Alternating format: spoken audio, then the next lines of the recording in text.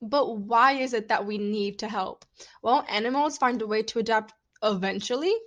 The answer is no. Animals need to be adapting 10,000 times faster for them to actually survive. Temperatures are rising too fast for species to keep up. If we don't do something soon, hundreds of more species will go extinct.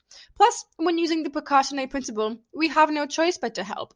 The precautionary principle states if evidence shows that human health or environment can be harmed, then all precautionary measures should be taken to avoid or reduce the potential harm.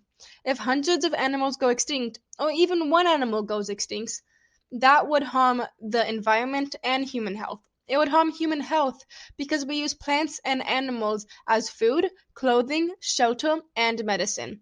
If we lose a species we still haven't thoroughly researched yet, or even discovered, we may never find their use to humans. Some of these species that are going extinct could be the key to helping us prevent sickness, or even just making our lives easier in the future.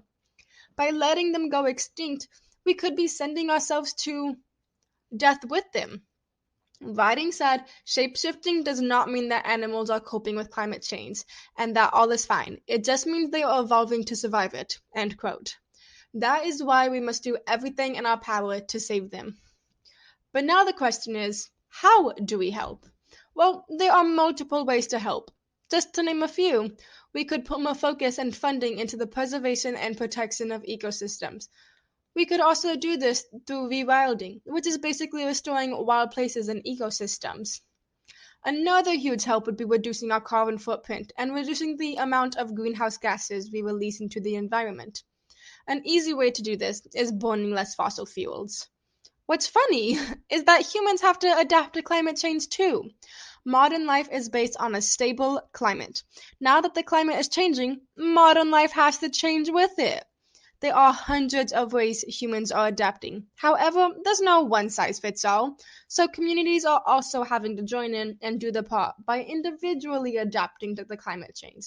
Some things communities are doing to adapt are working on building flood defenses, or a plan for heat waves and higher temperatures, or installing water pumpable pavements to better deal with floods and stormwater, and even improving water storage use.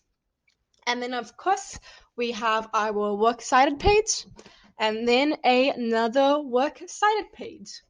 And this concludes the end of my presentation. I hope you enjoyed. Created using Powtoon.